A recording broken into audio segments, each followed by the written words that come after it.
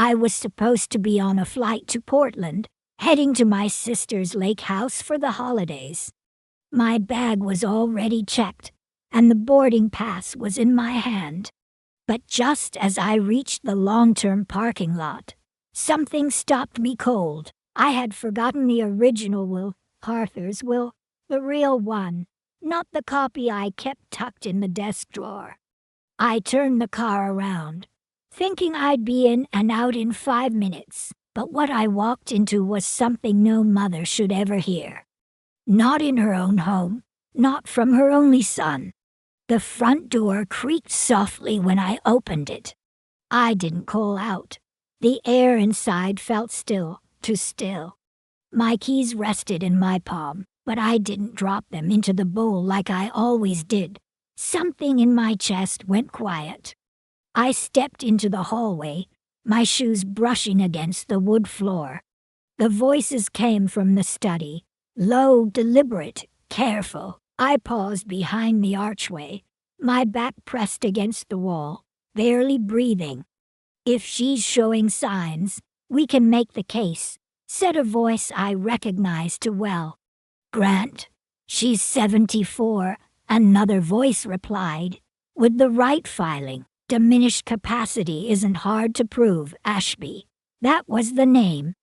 The lawyer Grant had brought around after Arthur passed, under the pretense of helping sort out Dad's estate. My heart thudded slow and heavy. I couldn't see them, but I could feel the weight of their conversation. They were talking about guardianship, about me. Grant continued, "I've already started compiling the list. She's been misplacing things, repeating stories. She barely touched her taxes last year." I wanted to step forward, to shout his name, but instead I backed away carefully. I didn't want the floorboards to give me away. Outside, the afternoon sun was warm, but everything inside me had gone cold. I got back into my car and sat there, staring through the windshield, the keys still in my hand. The woman who had raised him, who had worked late nights in dusty archives so he could go to college debt-free, was now being catalogued like a file in a case. I pressed my lips together, not in anger, but in disbelief. That was the moment something inside me shifted, not shattered, not yet, but the warmth in my chest, what little was left, began to cool. And you know what the hardest part was? It wasn't what I heard. It was realizing how long I had ignored what I already knew. If you've ever seen your own child turn into a stranger in your own home, you'll understand what I mean. This was the day I stopped being a mother first and started becoming something else entirely. I didn't go back to the airport. I didn't call my sister. I just kept driving. My hands stayed steady on the wheel, but my mind drifted somewhere else. I passed the exit for the interstate and let instinct guide me down streets I hadn't seen in decades. By the time I stopped, I was parked in front of a small bakery, tucked between a laundromat and an old barber shop with faded paint. The awning was new, but the smell drifting through the open door was exactly the same: cinnamon, butter, toasted almonds. This was the place Arthur used to bring me every Sunday, rain or shine, back when we lived in a tiny two-bedroom apartment off Union Street. Back when Grant was just a boy with scraped knees and a head full of inventions. I stepped inside. The counter had been replaced with something sleek and polished, but the tables were still mismatched, each holding a small vase of flowers. I ordered a coffee and found a seat by the window. My fingers curled around the cup, chasing its warmth, needing something to anchor me. My eyes wandered to the sidewalk outside. People hurried past in heavy coats, heads down, moving quickly. I remembered Arthur sitting at this very table, reading the paper while Grant stacked sugar packets into towers. He used to ask questions about everything: bridges, trains, how elevators worked. He never wanted simple answers. He wanted blueprints, and I gave them to him. I brought home books from the library, circling paragraphs in pencil. I signed him up for robotics camp before he even thought to ask. He was curious back then, not entitled, at least not yet. Somewhere between the boy I raised and the man I overheard this morning, something shifted. Not suddenly, not overnight. Like a kettle left too long on the stove, the steam built slowly, silently, until the whole room was filled. I remembered when he insisted on handling Arthur's estate, saying it was too much for me. When he replaced our family accountant with a firm I'd never heard of. When he set up automatic property tax payments without ever asking me. I had seen the signs, but I kept giving him the benefit of the doubt.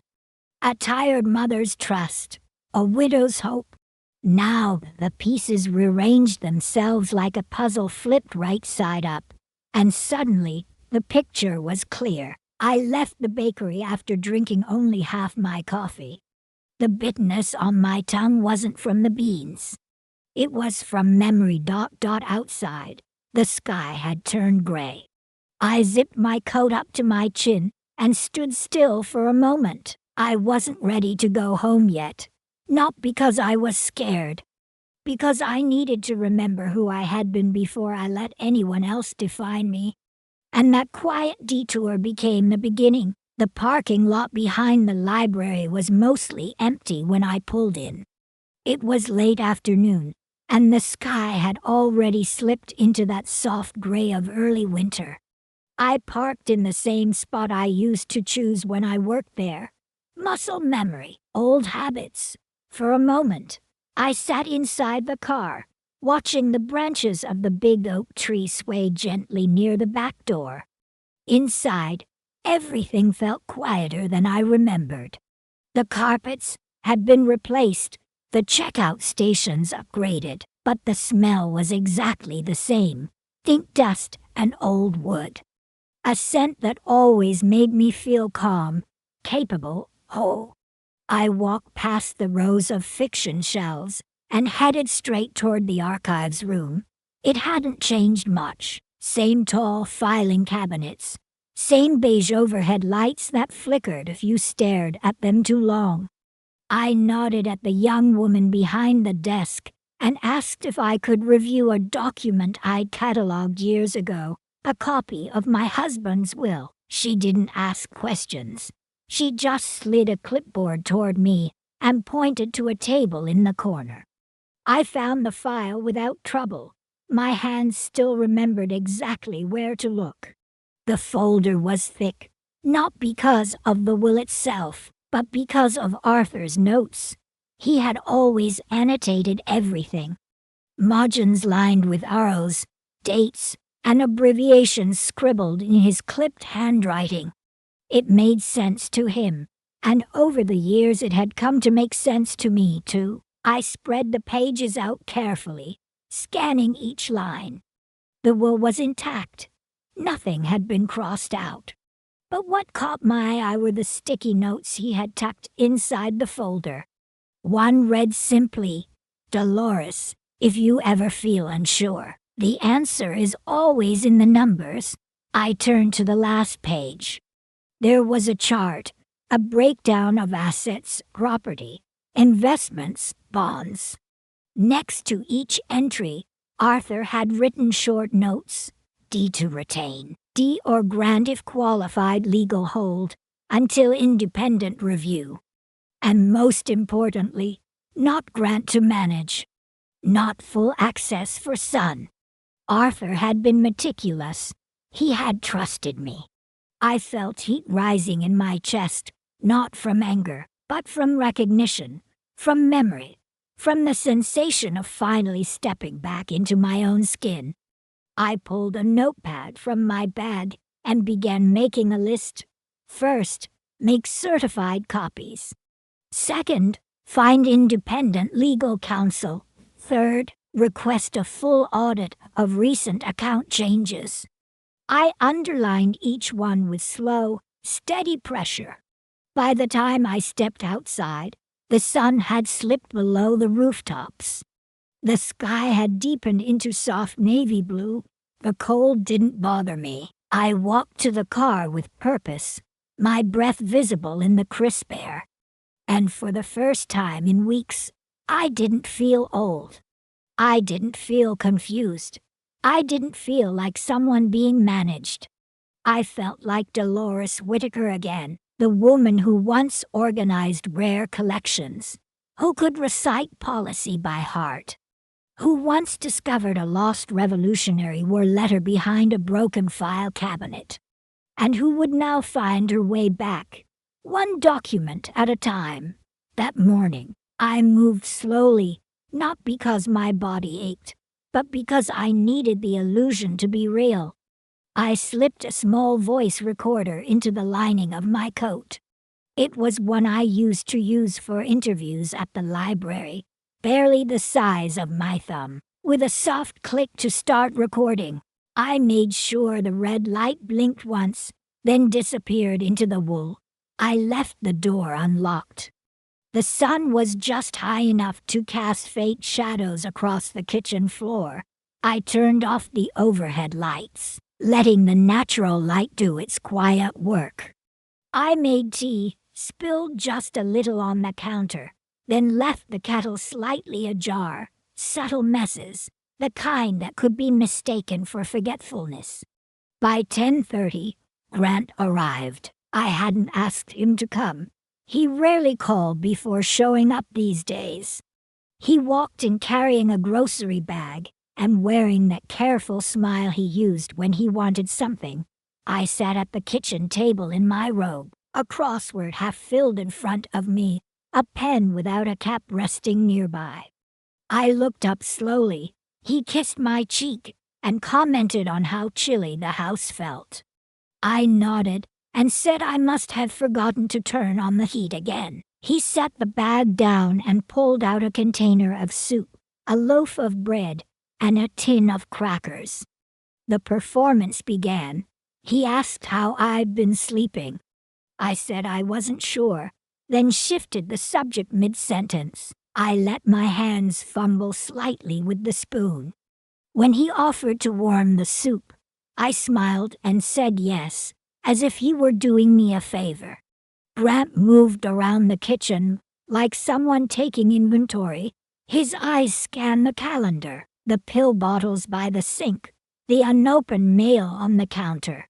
He pointed to a letter from the insurance company. I said I hadn't gotten around to opening it. He offered to handle it for me. I pretended not to hear. After lunch, he leaned against the doorway and studied me for a long moment. Then he said something that confirmed what I already knew. He told me he'd been researching care homes, just options. He said places with gardens, music therapy, staff trained in memory care. He said it softly, as though it were something kind. I blinked, then smiled faintly, saying it might be nice to have someone else do the cooking. Then I asked him what day it was. He looked satisfied. As he packed up the dishes, I sat quietly, staring out the window. The recorder had been running the entire time. Every word, every pause, every carefully calculated kindness. After he left, I locked the door and sat down in the study. I took off my coat and placed the recorder gently on the desk. My hands didn't shake. In silence, I replayed the moment in my mind, not out of anger, but precision. Because now, I had something more than memory. I had evidence, and the silence, once unbearable, had become my greatest ally. The next morning, I found Leland's old number tucked inside a yellowed Rolodex behind my cookbook shelf. I hadn't spoken to her in years, not because we drifted apart, but because life had folded in on itself after Arthur passed. We had worked together for 15 years at the university library. She was sharp, always one step ahead, and had this way of spotting flaws in a plan before anyone else noticed. I called and left a message. My voice was calm, direct. I told her I needed a legal mind I could trust, and that it was personal. Within an hour, she texted back. She'd be at my house by 4. When she arrived, her presence filled the room without taking it over. She wore a navy wool coat, her hair pulled back into a neat knot. She looked exactly the same, grounded, steady, unpretentious, no small talk, no forced smiles. We sat at the kitchen table. I poured chamomile tea into mismatched cups. I slid the recorder and a file across the table. No explanations, just quiet. She listened to the recording from start to finish, her expression unmoving. When it ended, she looked at me and said, "We're going to fix this." She opened her laptop, her fingers moving fast across the keys. She asked about my existing power of attorney and whether it had been updated since Arthur's passing. I told her no. She nodded once, decisive. The first thing we would do was revoke Grant's authority. Then we'd draft a new will, designate a trusted executor, and notify the state of the changes. Everything would be documented. Everything time-stamped. She asked if I had any digital backups. I said no. She said we'd fix that too. Over the next hour, she laid out a plan. It was clean, quiet, legal. Everything Grant assumed I had forgotten. We were about to rewrite. Leland was precise but never cold. She wasn't surprised. She had seen this before, not always with children, but with people who believed access meant ownership. We moved into the den. She scanned copies of Arthur's annotated will and set up encrypted cloud storage. She even created a dedicated folder labeled Dolores_legal_private. She walked me through how to update entries, where to store medical reports, and which versions to keep. Before she left, she placed a single sheet of paper in front of me. It was a formal revocation of power of attorney. My name, his name, the date. I signed it.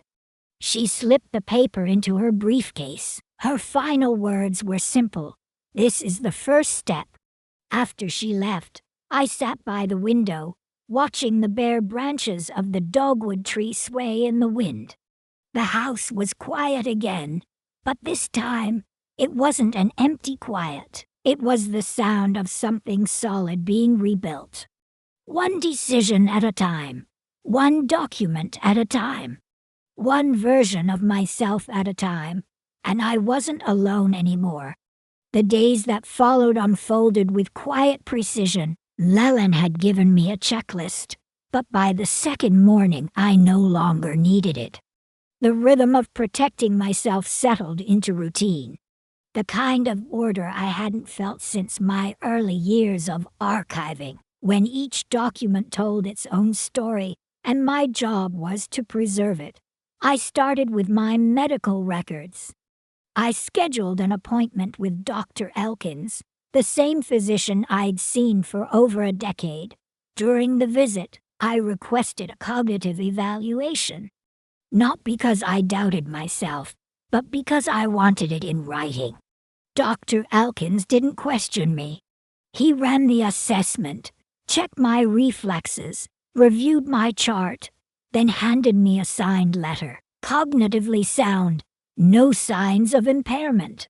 I folded it carefully and slipped it into the file folder I now carried everywhere. Back home, I gathered everything I could find that proved my clarity: grocery receipts, bank statements with handwritten notes in the margins, emails printed from the last 2 years. I made lists. I dated every page. I organized them into categories: legal, medical, personal. I labeled the folders the same way I used to label historical collections. Clear, consistent, irrefutable. I scanned every page into my new encrypted cloud storage. Leland had walked me through it twice, and now I could do it with my eyes closed. I used a small, fast scanner she lent me, each file saved with a timestamp. Every document became a brick in the wall I was building, a wall between me and the person Grant believed I had become. In the back of my closet, hidden behind old winter coats and an unused suitcase, I found a box labeled Arthur Misk. Inside were letters.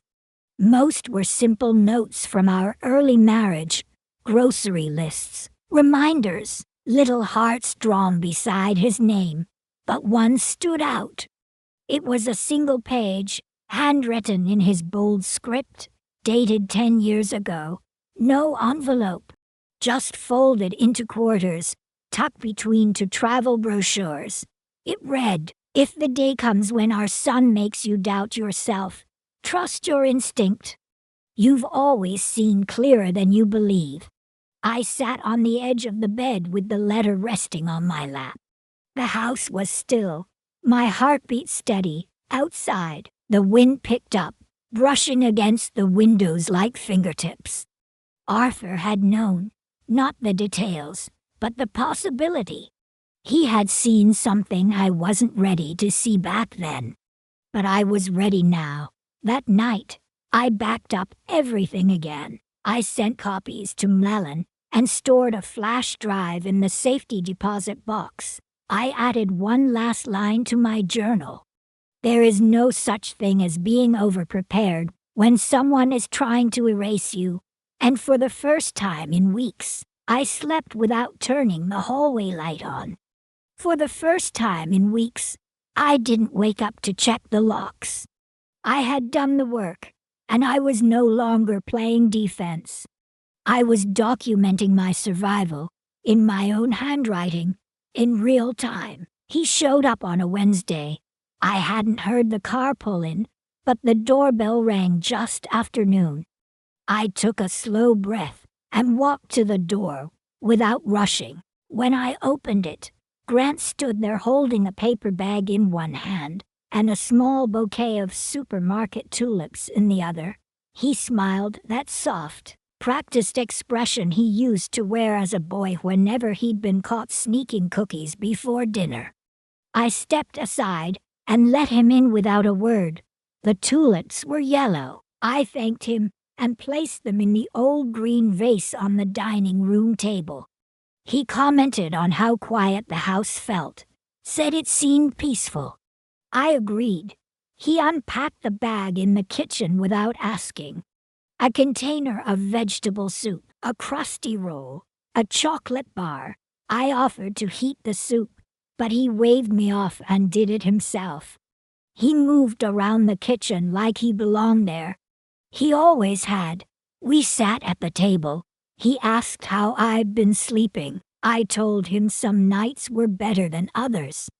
He nodded, then asked if I'd considered hiring someone to check in once or twice a week. I said it might not be a bad idea. I let my spoon linger in the broth. My hands moved slower than usual. He watched me closely, the way someone watches a dial they've just adjusted. Then he began talking about places he'd been researching, assisted living communities, he said, wellness programs, walking paths, private rooms. He said it gently, like it was just a suggestion. He said I deserved rest, that it wasn't safe to be alone too much. I looked down, ran my fingers along the edge of the napkin, and told him I'd think about it. His face softened, maybe even with relief, when he offered to drive me to tour one of the places next week. I smiled faintly and said, perhaps. Then I asked him to remind me what day it was. He told me, and I nodded like I'd forgotten. I let the pause stretch between us. He stayed another 30 minutes, walking slowly through the hallway, his eyes scanning the house. He pointed out a flickering light bulb in the laundry room.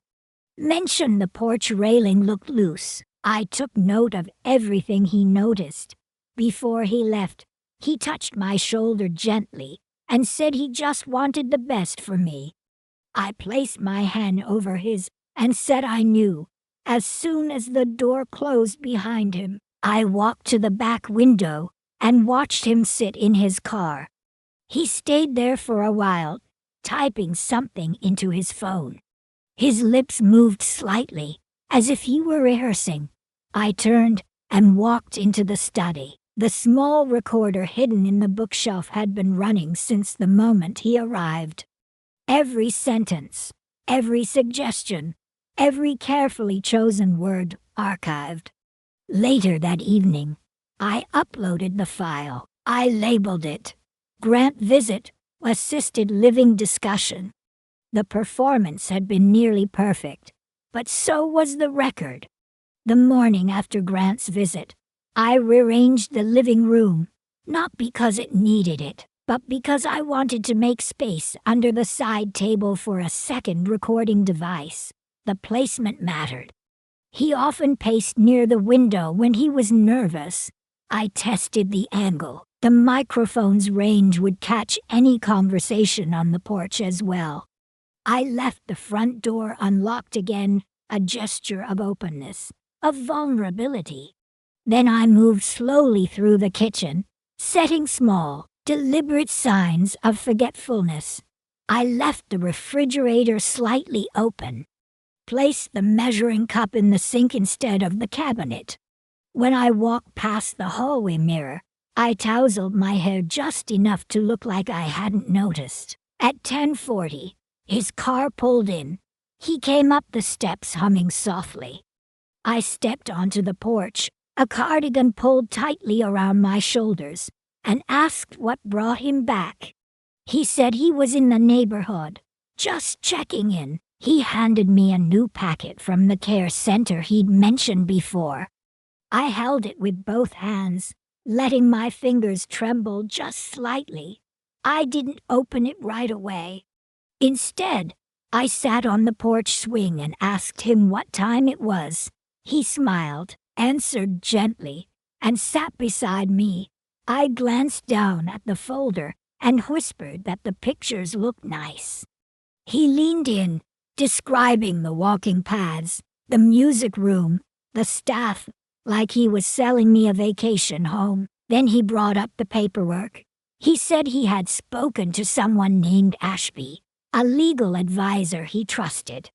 Ashby could help file the necessary documents, he explained. He said he wanted everything in place, so there'd be no confusion if something happened to me. I nodded slowly, keeping my eyes fixed on the street. He stepped away to take a phone call.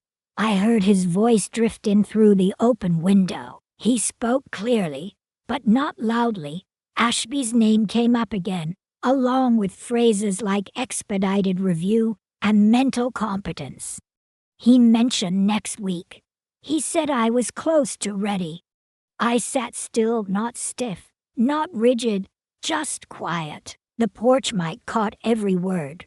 When he came back, he brought me a cup of tea. I thanked him and asked if we had talked about this last time. He smiled, proud of me for remembering. Then he asked if I wanted to visit the center on Thursday. I said I'd think about it. I took a sip of the tea, let it linger on my tongue, and said the flavor reminded me of something Arthur used to make.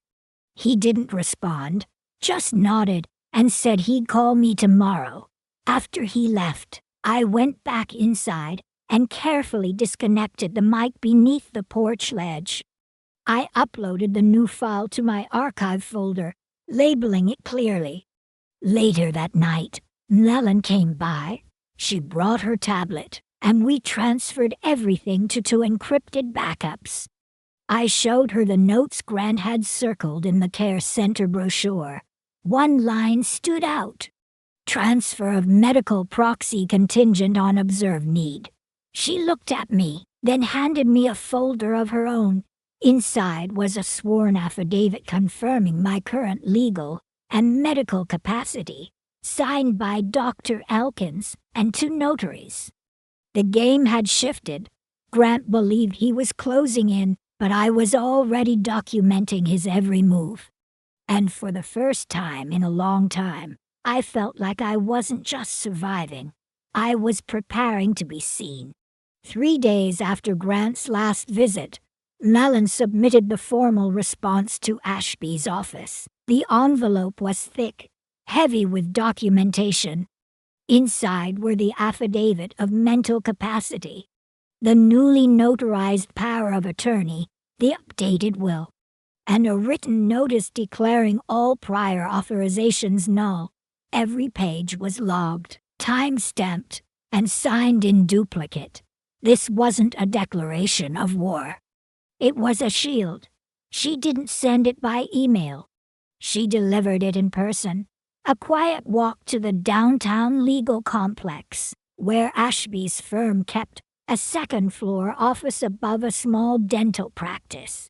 She left the envelope with the receptionist, asking only that it be placed directly into Ashby's hands. Then she walked away. That evening, she called me. Her voice was calm, but there was something unreadable beneath it. She said Ashby had called her personally, not long after receiving the file. Not to argue, not to defend his position. He said something unexpected, that he had reviewed everything carefully, and he would be stepping back from the situation entirely. Then, without prompting, he added something stranger. He said Arthur had once done him a favor, a long time ago, during a moment when few others would. It wasn't a confession, but it cracked something open. I sat with that call, replaying it in my mind. Later, I pulled out Arthur's handwritten note again, the one from the old box. I traced the last line with my thumb. The next day, a courier arrived with a letter. It wasn't from Grant. It was from Ashby. A short message, typed on heavy firm letterhead. He stated he would no longer be involved in any legal matters related to my estate. Enclosed was a printed record of every document filed on my behalf over the past 6 months, including the ones Grant had initiated. The paper trail was meticulous. Dates, digital logs, proposed drafts, email threads. I read each page slowly, my chest tightening. Phrases I remembered from Grant's kitchen conversations appeared word for word in draft declarations of concern, attached to a guardianship proposal. Even worse, there were templates for affidavits designed to be filled in by neighbors or friends. Statements about observed memory issues. He had been preparing a case in silence. And now, I had his playbook. I called Mellon immediately. We agreed on the next step. She would prepare a brief statement of intent, to be submitted if Grant pushed further. Not a threat, a warning that any attempt to bypass my rights would be treated as legal overreach and elder coercion, and that it would go on the record. That night, I placed Ashby's letter alongside Arthur's note in my nightstand drawer. 2 men, one who had tried to erase me quietly, and one who had left just enough light for me to find my way back. I didn't feel triumphant.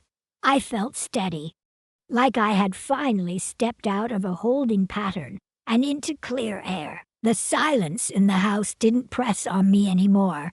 It stood beside me, strong, waiting. Grant arrived without warning. No call, no message. Just the crunch of tires on gravel and the slow creak of the front gate. I had been expecting this.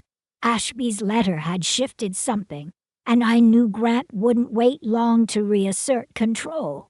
I watched from the window as he walked up the path with a folder tucked under his arm. His pace was measured, but his shoulders were tight. The mask of concern was still there, but thinner now, stretched over something sharper. When I opened the door, I didn't greet him with surprise. I simply stepped aside and let him in. He followed me into the kitchen, commenting on the smell of cinnamon. I had warm cider on the stove, letting the scent fill the house on purpose. He didn't sit. He placed the folder on the table and stayed standing. As if waiting for a cue, I poured 2 cups of cider. I handed him one and took my seat across from him. The space between us felt deliberate, almost ceremonial. He started softly, mentioning that Ashby had stepped away unexpectedly and that it left things in an uncertain place. I nodded without speaking. Then he said he was concerned that certain paperwork had been changed without his knowledge. I took a slow sip of cider. Then I reached into the drawer beside me and pulled out a small stack of papers. They were clean copies, not confrontational, just facts. The new power of attorney, the updated will, the statement from Dr. Elkins, the notarized affidavit of capacity. I slid them across the table, one by one. He didn't pick them up. He just stared. I looked at him then. Not angry, not afraid. Just clear. I told him I had made my decisions, legal ones, responsible ones. I said I knew exactly what I was doing, and pretending otherwise would not change that. He didn't respond. His jaw shifted once. His eyes scanned the documents again, then drifted toward the hallway. I wondered if he was searching for signs, evidence that someone else had been here. Proof that I wasn't bluffing. Then I said something simple. Not all silence is weakness. He stood there a moment longer. Then he gathered the papers, placed them neatly back on the table without folding them, and walked to the door. He didn't slam it. He didn't speak again. He left the way he came.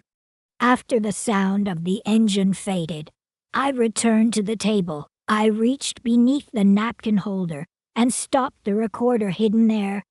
The file name was already in my head. Quiet confrontation. Full clarity. That night, I didn't dream of Grant's childhood, or Arthur's voice, or legal phrases echoing down courthouse halls. I dreamt of a room filled with order, labeled boxes, clean ledgers. A window open to crisp, quiet air. For the first time in years, my decisions belonged entirely to me, and that was enough. The silence that had wrapped itself around the house for weeks began to change. Not with noise, but with presence. Leland's daughter, Tessa, arrived just after noon on a bright Saturday. She carried a canvas duffel, a laptop bag, and an easy confidence that seemed to fill the hallway without disturbing it. She wasn't loud. She didn't ask too many questions. She sat up in the small guest room with quiet efficiency, plugging in her hard drive, stacking her textbooks, and lining her binders neatly along the knitstand. Tessa was studying archival science, and she already spoke with that calm, deliberate cadence. That reminded me of my own years at the university. By evening, the house felt different. She offered to make tea and moved through my kitchen like she'd always belonged there. She hummed softly while waiting for the kettle. Nothing dramatic. Just the faint tune of a folk song I hadn't heard in decades. The scent of lemon verbena drifted into the hallway. That night, I heard her typing down the hall. Not fast, not frantic, steady. The sound reminded me of Arthur's old typewriter, the one he kept in the basement long after word processors had taken over. There was something grounding about it. Over the next few days, Tessa became part of the rhythm. She took out the trash without being asked. She printed labels for my old photo albums. She even offered to digitize the notebooks I'd kept during my years at the library. She treated everything with care, and she never tried to impress me. She simply did the work. On the third day, I handed her a folder minus, not the originals, but clean copies of everything. The medical affidavit, the power of attorney, the revised will, the audio transcripts.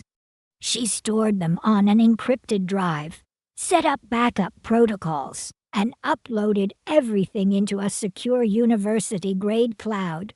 Grant called that night. I saw his name on the screen, but let it ring, no message.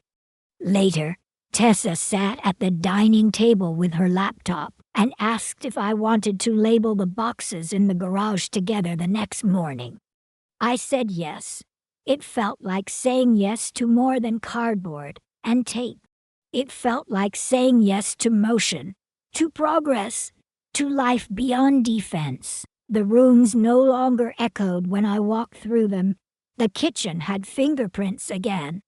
The floors needed sweeping more often, and I liked it. That night, I wrote a single sentence in my journal. The house is no longer quiet, and neither am I. The morning air had shifted. The trees outside my window rustled with a quiet confidence, as if they knew something had ended and something new had begun. I sat at my desk with my journal open, the same one I'd been writing in since Arthur passed. The pages had grown thicker, not just with words, but with clarity. I thought about how far I'd come, not in miles, not in achievements you could count, but in the slow, deliberate walk back to myself. There had been no shouting, no slammed doors, just a steady gathering of small decisions, stacked like stones on a path I carved alone. I turned to the last page. The pen moved steadily as I wrote. Let him speak first, then watch him fall. I closed the journal and placed it in the drawer beside Arthur's letter. I tucked the small brass key into the pocket of my sweater. The kitchen was warm. Tessa had left early for campus, but her teacup still sat by the sink, the steam gone, but the memory lingering. I walked slowly through the house, letting my hands trail along the walls. The photos were back in place. The rug by the front door had a small fold where Tessa's backpack had landed too many times. The lamp in the hallway flickered once, then settled into a soft, steady glow. Outside, the wind pushed gently against the glass. I stood at the window, watching the leaves turn over. Gold on one side, fading green on the other. There was no announcement, no audience. But I knew something had ended, not my story, just the part where I waited for someone else to decide how it should unfold. And that was enough, if this story stays with you.